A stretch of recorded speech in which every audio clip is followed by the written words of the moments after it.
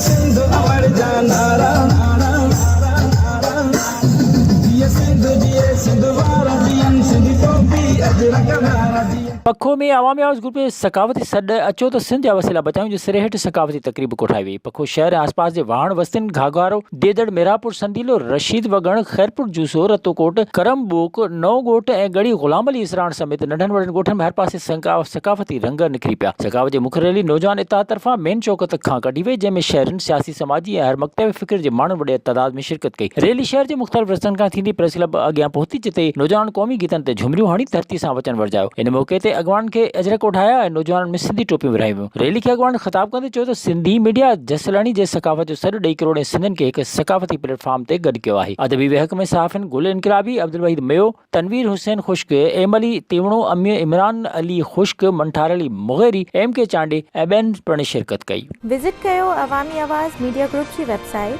awamiawaz.pk।